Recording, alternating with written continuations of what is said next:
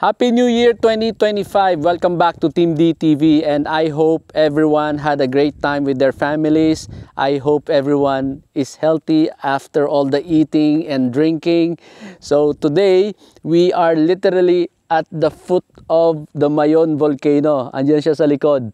Kaya lang, partial lang because the upper portion is covered by clouds. This is again what? This is my fourth attempt trying to show you the beauty of the Mayon volcano. Hopefully by the time or before we end this shoot, the clouds will clear at makita nyo yung ganda ng Mayon volcano. Anyway, so for today, we are going to talk about this Ford Ranger 2024 XL manual 4x4. Yes, this is the low end. Ito yung pinaka-base model ng Ford Ranger 4x4 in manual transmission. This is a real workhorse.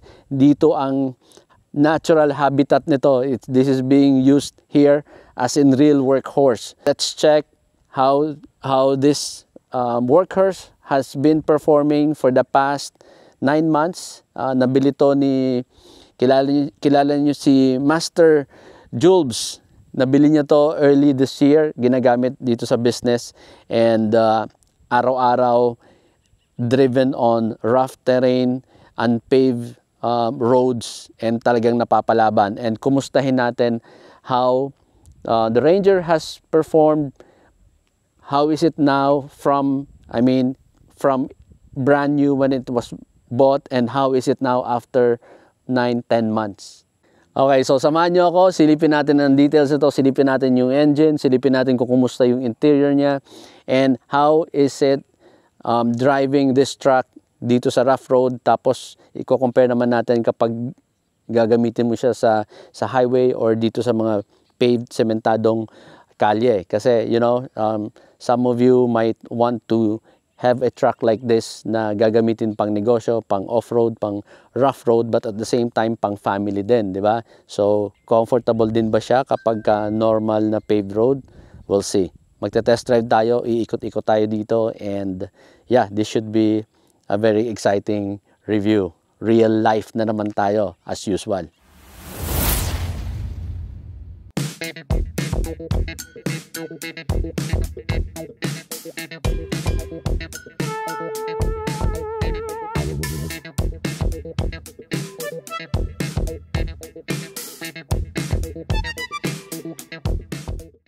Okay, so unang-una, ipagpaumahan ninyo kung if you find the truck to be dirty.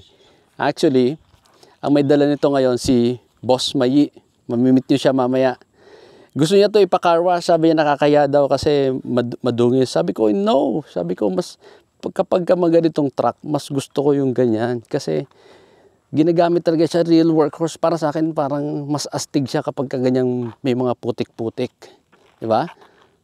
Well, opinion ko lang yon. So, kaya ayan, hindi na yan pinaka-car wash. Sabi ko, i-vlog natin as it is para nakikita ng mga viewers kung ano itsura niya kapag madungis. Para sa akin, astig na astig pa rin kahit madungis, oh. 'Di ba? So, this is the Ford Ranger XL. Starting price is 1,259,000 Philippine pesos, 6-speed manual, 4x4, right? And currently there are 2 colors available, absolute black and the aluminum metallic. So ito yon, yung color gray. The engine is a 2.0 turbo diesel. Hindi siya yung twin turbo, kaya the maximum power is 170 PS at 3,500, and the maximum torque is 405 Newton meters at 1,750 to 2,500 RPM. Clarify ko lang kasi yung sa Raptor 2.0 din siya pero twin turbo yon, kaya ang torque nun nasa 500 Newton meters. Alright, again 6-speed manual and 4x4 drivetrain. So clarify ko lang, as you may have noticed, hindi na to completely stock, diba? May mga upgrades nang ginawa. Well, number 1 obviously is the mags and wheels. Yung original kasi nito, yung stock nito is the simple steel rims lang. So eto, pinapalitan na to ng Black Rhino and Bridgestone Dweller all-terrain tires. The size is 265/70/17. Ayan, guwapo. So yung offset niya medyo nakalabas ng konti sa fender. And then this one is also not stock. May step board na siya, in-upgrade na rin. Alright, and then here at the back, yung bed liner, pakita ko sa inyo mamaya. And then obviously may mga additional accessories, itong mga garnish dito sa door handle and dito sa fuel tank lid. Clarify ko lang kasi baka mamaya pag tinignan nyo sa website ng Ford or kapag pumunta kayo sa Ford, baka hanapin nyo yung mga ganyang accessories and yung ganyang setup. So I just want to be very clear kasi for the starting price of 1,259,000 Philippine pesos, obviously hindi pa yan kasama. So here at the back, ito nga yung bed liner and then also the bumper. Okay, upgraded na rin to. And here is the bed liner. Right? Okay, so just in case you are curious kung magkano yung mga costs ng mga upgrades, basahin ko na lang itong message sa atin ni Master Jules. Alright, kachat ko siya, busy nga lang siya kaya hindi siya nakasama sa atin, but otherwise kasama natin sana siya today. So anyway, yung mags na Black Rhino is 60,000. Yung tires na Bridgestone Dweller is 52,000. Yung step board is 9K. The rear bumper, pinakita ko sa inyo kanina, is 8,000. And then the bed liner, yung dito sa likod, is 8,000. Alright? So, all these accessories were purchased from Goldrich Legazpi. Oh, may advertisement pa kay Goldrich, ha? Oh, Goldrich, baka naman. Okay, silipin naman natin yung engine bay. One of my favorite parts during a review, di ba? So, ayan. If you remember nung ni-review natin yung Raptor, di ba? Sabi ko sa inyo, ang luwag-luwag dito kasi nga parang naka-provision siya for that bigger V6 na engine. And ang laki ng space dito since this is only the 4-cylinder 2.0 and yung radiator fan niya is electronic, hindi siya yung clutch type na nakakonect sa engine. Right? And then, ayan. So, eto, andito yung battery, fuse box,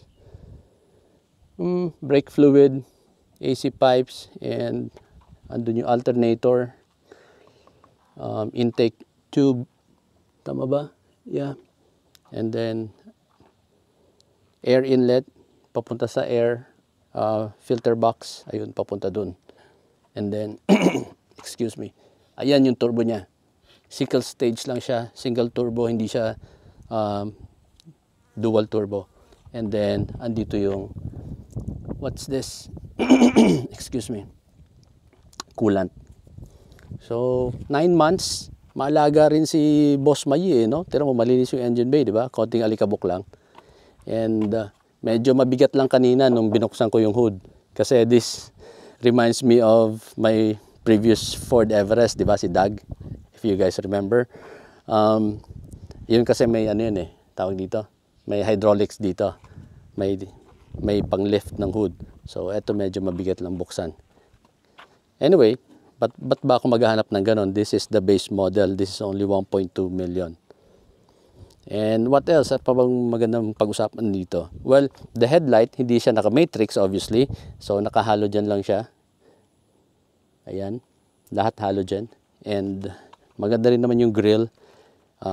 Enlarged na yung design ng grille. It looks very bold and aggressive. And meron siyang provision dito for fog lamps. Ayan. So, pwede kang bumili siguro ng aftermarket. Ayan.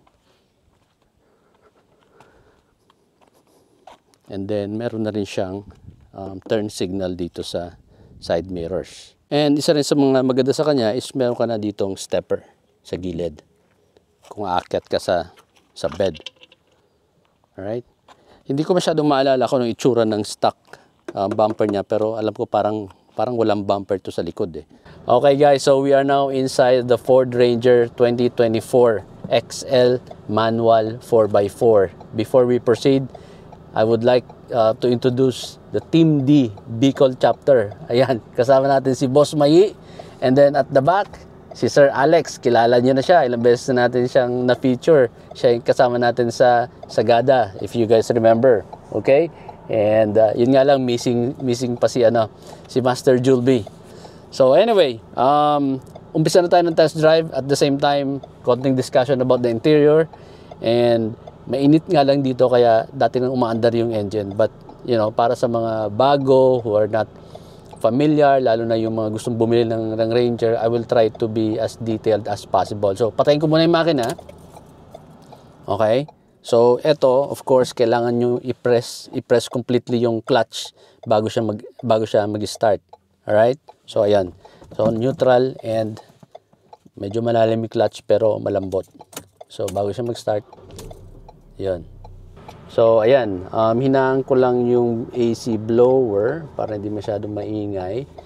And, ayan, so one thing na notice ko dito is, which is medyo a little bit inconvenient, is medyo mababa yung upuan. Para sa akin, again, I'm 5'6", parang sakto lang. Pero pag mga tipong 5'5", 5'4" ka dito, parang lalo kang lulubog. So, medyo kailangan mo lang mag-forward. Okay? So, wala siyang adjustment para tumaas yung upuan mo. So, you just really need to sit upright para kitang-kita mo dun sa unahan. Okay? Everything is manual. Again, guys, this is the base model. So, wag tayo masyadong mag-expect. So, recline, forward, backward, lahat manual. The steering wheel, okay, na-adjust siya. Let's see. O, yun. So, tilt and telescopic. Good. Ayan. So, binaba ko ng konti para mas comfortable sa akin. And ang ganda ng screen. Meron tayo ditong 10-inch na infotainment. And ang laki din ng screen dito sa instrument cluster. Very clear. Everything's digital. Right? Teka. Yeah, everything's digital. Except yung hazard lights, yung turn signals. Okay? And lahat ng interior, it's all black. 9 months na to, Boss May, no? 9 months. 9 months. Pero, ang ganda. I mean, wala pa akong masyadong nakitang mga sugat-sugat. But of course, syempre, main factor naman dun yung user, di ba? Kung medyo burara sa gamit, sugat-sugat na yan. Considering na ginagamit to dito sa construction. Talagang workhorse to eh. But, I just want to mention na yung quality of material, nag-fit talaga siya for a rugged use. Di ba? Kasi kung hindi maganda, kahit medyo maalaga ka, magkakaroon ka pa rin dyan ng mga signs of wear and tear agad in 9 months, 10 months, I would say, with the condition of how this truck is being used. Okay? So, yung dashboard naman niya, plain na diretso na you would feel it's really a truck na pang heavy duty. And maganda yung materials. So, parang, alam mo yun, kapag kung may mga tools, may mga gamit ka na medyo wala kang mapaglagyan, sige, diyan ka lang muna. Alam mo yun, hindi siya ganun ka selan. Unlike nung Everest ko na naka-leather yon, syempre mag-iingat ka sa mga galaw-galaw mo. This one is really a truck. Okay, so ngayon magdadrive na tayo. Umpisa na natin. Medyo malalim yung clutch, so gusto ko lang mag-forward ng konti. Although malambot siya, malambot. So I just want to feel more confident na natatapakan ko siya completely. It's been a while since I drove manual, di ba? Ayun, maganda, malambot. And na-miss ko yung Everest ko. As usual, one thing really about Ford engines in comparison to the other brands, Pino talaga siya. Pino yung tunog niya, alam mo yun? Diesel siya eh, pero alam mo yun, yung tunog niya, Pino. Okay. Yan, bago lang ako sa clutch. Ayan. So, downhill tayo ngayon. So, this is, this is the Ako Bicol Road. Bagong gawa lang to eh. Boss May, mga ilang buwan lang to? Bago lang, how new? Last year lang. Last year lang to? Inopen nila last year. Pero hindi pa naman completely done eh, no? Pero majority done na eh. Tsaka may mga ilaw na sa gabi, maliwanag na dito, so hindi nakakatakot dumaan. Napansin ko lang medyo hindi ganun ka-smooth yung, may mga parts na hindi ganun ka-smooth, and you will feel the difference nung more comfy suspension ng front wheels kumpara dun sa likod, which is kind of expected kasi nga pangkargaan sa likod, di ba? Daan tayo dito sa ito, medyo rough road, and sasadyain ko ng konting mabilis. Ang ganda pa rin ng suspension, ano? Wala pang kalampag. Wala pang kalampag. Very solid pa rin. At hindi lang yung pangilalim, pati dito sa taas. Wala pang nagra-rattle, wala pang langit-ngit, even sa dashboard. So eto, medyo lubak, bilisan ko ng konti. Wow! Buong-buo ang tunog. And the engine talaga, kaya one of the reasons why nagustuhan ko talaga, binili ko yung Everest noon is napakatahimik ng engine, pinong-pino. And yun nga, NVH. Again, kahit pala yung Ford na low-end, ang ganda ng NVH. So, gusto ko lang subukan ulit from Primera. Kumusta yung gearing. Gusto ko makita yung gearing niya. So, first gear. Ayan. Okay. Ayan. Sakto lang yung first gear. Hindi masyadong short, hindi rin masyadong mahaba. Segunda, tercera. Okay na. Yeah, yung usual na. So parang meron kang enough pulling power for the using the first and second gear. Sa tercera, kwarta, pagka ganitong medyo curve, hindi ka na rin masyadong mapapagod sa kakakambyo kasi parang ganito. So there's 3 of us. Nakakwarta lang ako. May enough pull naman. Ayan. So, tercera. Lakas. Lakas ng torque. Alam mo yung sinasabi ko, pagka dadaan ka sa rough road, yung first 2 wheels mo in front, matatansya mo kung gaano kalala yung lubak na dadaanan mo, at hindi ka magugulat kasi medyo comfortable sa front. So makapag-prepare ka bago dumaan yung sa likod mo. Very torque, no? Mabitawan mo lang ng medyo mabilis yung clutch. Sisipa ng ganun, no?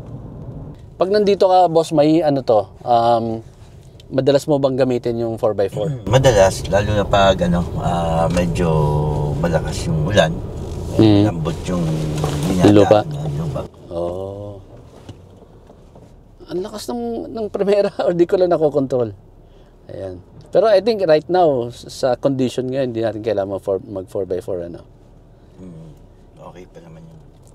Ang difference lang nito is, ang 4x4 nito is, hindi siya katulad nung previous generation ng Everest na naka-real time 4-wheel drive. Ito, manual mo talagang pipiliin. So, right here, meron ka ditong rotary control, 2H, 4H, tsaka 4L.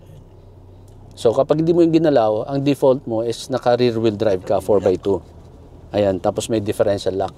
Differential lock. Sa likod lang naman, ang lock niya. Okay. So, eto, right now, naka 4x2 pa rin naman kami. Hindi kailangan ng 4x4. Medyo solid yung soil ngayon, so hindi malambot, kaya kayang-kaya umakyat. Pero yun nga lang, gusto ko lang i-emphasize yun kasi ako parang na-realize ko tuloy ngayon, coming from the Everest and the Subaru, na yung previous Everest and yung Subaru nga na binenta na natin, ang napansin ko, iba pa rin pala, may advantage yung naka-real time 4-wheel drive ka. Kasi nagagamit mo talaga on a daily basis yung pagtakbo mo. Ito, kapag nasa medyo extreme condition ka lang, kapag ganitong off-road, tsaka mo lang siya gagamitin. So, minsan iniisip ko, ano pa mas maganda? Yung ganito or yung real time? Yung real time naman kasi, ang advantage nun, kapag tumatakbo ka, let's say, pumunta kami ng Sagada, halimbawa, biglang umulan, biglang mahirap yung road condition, automatic, naka 4x4 ka na Ito, kailangan mo pa siyang i-adjust. Tapos kapag nandun ka na sa normal na road, na hindi mo na kailangan yung 4x4, kailangan mo na naman siyang tanggalin. Di ba? Kasi hindi mo to pwedeng, hindi ka pwedeng 4x4 nito tuloy-tuloy. Di ba? Okay, interviewin natin si Boss May. Kumusta ang maintenance nito for the past 9 months? Okay naman. Nag-first PMS nung 10,000 kilometers. Oh, by the way, sorry. Turn right dito. Pwede Ayan. tayo mag-turn right. Kaya yan? O kailangan natin mag 4x4? 4-wheel drive? Check. Yan. Ayan, pakita ko lang sa inyo sa harap. So, ayan yung terrain natin. Medyo rocky at medyo loose, no? So, ang advice ni Boss Mayi is ano na tayo? 4-wheel drive. 4H, 4L. 4H na tayo naman. 4H. Ayan. Tapos, ayan. Kailangan ba antayin? Ayan, nakalagay na 4H, no? May indicator. Ayan. Tapos, first gear. First gear.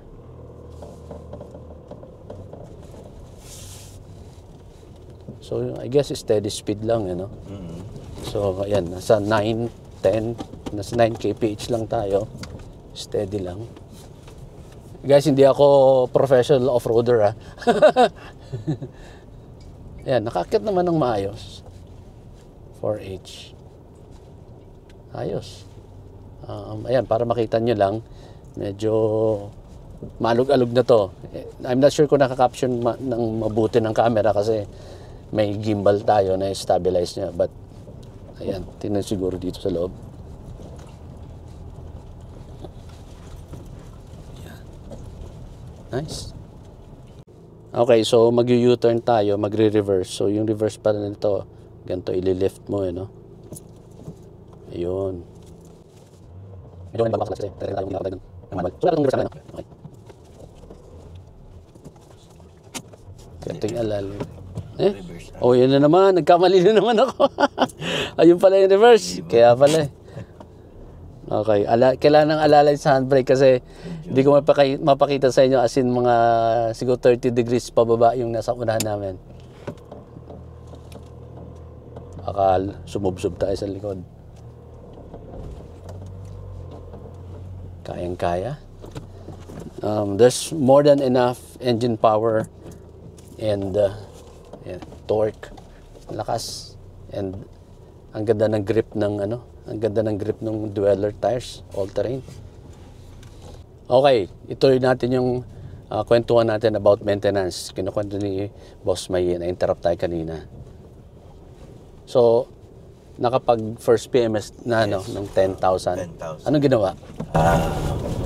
General check-up. Same time yung mga tires and pang ilalim. Sinilip. So, sinilip. So, so far, wala namang problema. Walang naman problema. Lang tayo ng konting, siguro, yung coolant, yun lang. Nag-top up ng coolant? Konti lang naman. Konti lang? So, okay. So far, wala namang problema yung mga pang-ilalim niya. Mga yung sa shock, yung sa Tapos, even yung sa battery niya, lahat chinek nila. Tapos yung...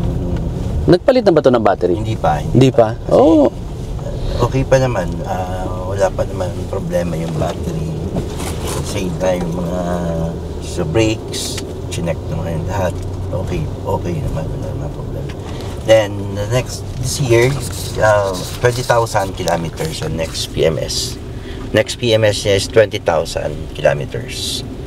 So, ngayon, takbo pa lang siguro mga 11,000 something. Yeah, 11,900. Yeah, 11 pa lang. Yes. So, okay. So, maybe by December ulit, kung depende sa 20,000 kilometers ulit yung second PMS. So, yun na yan. Mag-average to ng mga 10, I guess, mga 10,000 per year, ano? 10,000 per year. Tapos yung aircon pala, chinek din nila. Okay naman. Yung filters, pinalitan nila. Yung oils. Tapos, chinek din nila yung gulong, yung lahat chinek nila. So next chinek nila, alam naman nila hindi na sa kanila yung gulong, di ba? Yes, pero chinek pa rin nila yung gulong tsaka mga brakes. Malaki ba ang difference? Kasi nung kinuha mo to, di ba, ilang days mo pa nagamit using the stock tires. Malaki ba difference itong?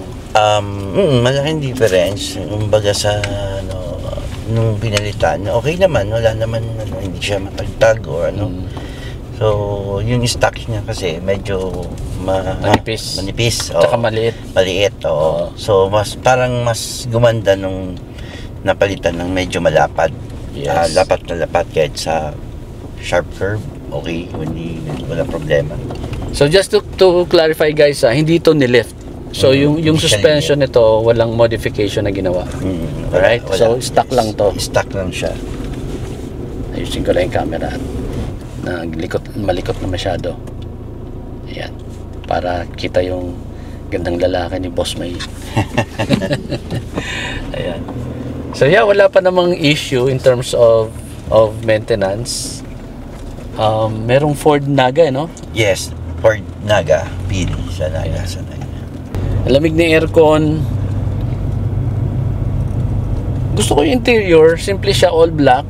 Pero yung material niya, alam mo, yes, obviously plastic, but hindi siya high maintenance. Pang ano talaga. Oo. Yung headliner is white, no? Kahit nandito ka, hindi pa, ano to, madalas ka lang naka-aircon, ano? Madalas naka-aircon. Kaya pala eh. Kasi tingnan mo, linis ng headliner eh. Kasi pag nandito ka sa ganitong environment, tapos nag-open air ka madalas, wala, a few months lang, may ano na yan, madumi na yan tingnan. Saka alagang-alaga naman natin talagang unit. Baga sa kahit car guy yan eh, car guy din yan si Boss May eh. Araw-araw kahit lininisan lagi natin sa loob. Tapos pag kailangan natin ng expert level na maintenance, ayan, doon na tayo kay Sir Alex. Sir Alex, ayan. Magaling yan. Next level yun, next level. Yes. Tayo mga maintenance lang tayo. Pag mga body repair na pinag-uusapan, tsaka mechanical, doon Sir na. Alex na. Oo, Sir Alex yan. Tahimik lang yan dyan sa likod. Pero mas maraming alam yan. Dapat marami pa tayong vlog na gawin. Mga ganito, di ba? Yes. This is Team D Bicol chapter. So, we are now back dito sa paved road, cemented part. And bumalik na tayo sa 2H. Okay? Kasi hindi ito katulad nung dati kong Everest na real-time all-wheel drive siya na hindi mo kailangan mag-switch. Ito, kailangan mo siya i-switch. So, back to 2H tayo. Okay guys, so nandito na tayo sa main road. Back on the road. Nakababa na tayo from Mayon. So, papunta tayo ngayon ng Legazpi. So, tingnan naman natin how it is to drive this truck dito sa together with the rest of the normal traffic. So dito medyo ramdam mo na yung medyo ramdam yung tagtag sa likod, Sir Alex. Kasi walang load yung likod eh. Dito na nga ba tayo magdala? Dito? Dito Doon pa sunod. Sarado pala yan. Malaking side mirror, madaling tingnan sa likod. At yung Isuzu Travis nagmamadali, nag-ahabol yata ng biyahe. Hindi ako masyadong naninibago in terms of the width. Kasi nga halos malapad din nga kasi yung SL6 eh. Kaya lang mababa. Ito mataas. Pero in terms of yung pag-estimate ko kung magkakasya ako or hindi, halos pareho lang. Hindi ako masyadong nanibago. Pero yung length kailangan maging conscious ako kasi baka mamaya mag-turn ako ng mas early at may mahagip ako sa gilid.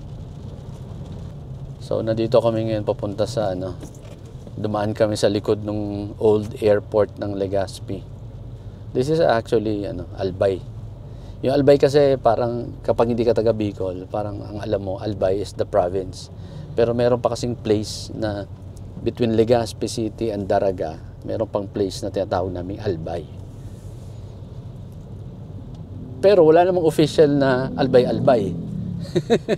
Yeah, medyo a little bit confusing.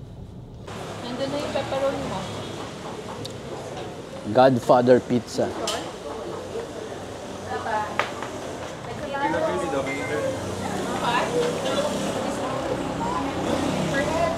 Wow. Ito yung pepperoni. By the way guys, whenever you are in Legazpi, you should drop by Good Father Pizza or Godfather Pizza. This is the best pizza in town. Panalo. Perfect yung crust, always fresh, homemade. Before, nagkaroon din ako ng small business ng pandemic ng pizza. About the same. Panalo, sarap. Yan. Wow, that's the pepperoni. Ito yung supreme yung kanina pinakita ko sa inyo. Good Father Pizza. Dalawa yung locations nila. Meron dito sa Washington Drive, Albay. Tapos meron din dun sa Daraga sa Farm Plate. Okay? Try nyo. Promise, masarap. By the way, hindi ito sponsored. Binili ko to for my family. Although, friend ko naman yung may-ari. Try nyo. Okay, dito naman tayo sa loob. Ayan, like I mentioned kanina, it's all black. Plastic. Soft touch material. Leather pala to. Yep. And then power windows, power side mirror, power door locks, and meron kang storage dito. Pasok tayo sa loob kasi medyo maingay. So, ayan, the typical Ford lighting controls. Ayan. Okay, so nandito yung lighting controls for the headlight, auto headlight on, things like that. And then ito provision for fog light. This one is to adjust the illumination light. So kapag pinindot mo yan, mapapansin nyo, ayan naging darker na siya. Plus, will make it brighter, including the instrument cluster. Ayan, tignan mo, it's getting brighter. Okay, here's your stick shift, 4x4 rotary control. Andyan yung 2H, 4H, 4 low. Handbrake, 2 medium-sized cup holders, center console box. Ayan, may mga laman, tinakpan ko lang ng towel para hindi makita yung mga laman. So anyway, but you have a good size of center console box. Seat upholstery is fabric and it's all black. Ayan. It's soft and comfortable din naman. And then gusto ko rin yung meron siyang, what do you call that? Yung bolsters, side bolsters. So kanina when Bossing May was driving, medyo alog-alog kami dun sa malapit sa Mayon na feel ko yung support. So nice, maganda. And then up here you have this visor. So walang vanity mirror, walang lamp. You have your indoor lamps here. Tapos meron kang eyewear storage. Sa passenger side, wala ring vanity mirror. Meron ka rin ditong small storage space. Pwede for cell phones. It's between the dashboard and the glove compartment. There's the glove compartment. Ayan. And here at the second row, oops, sorry for the kalat. By the way, if you noticed, meron siyang matting dito. Hindi yan kasama. That's not stock. Right? So, meron kang storage dito. Pwede sa cellphone. And meron kang 12-volt power socket.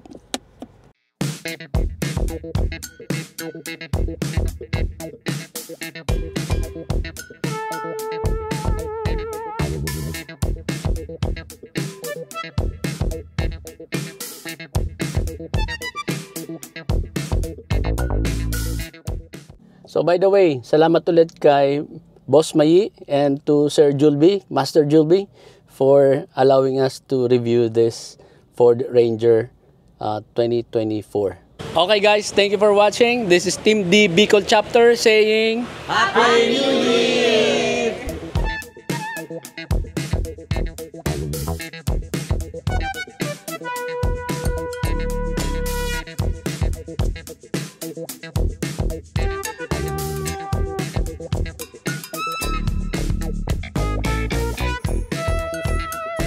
Please do not forget to follow our social media accounts. We are on YouTube, Facebook page, Instagram, and TikTok.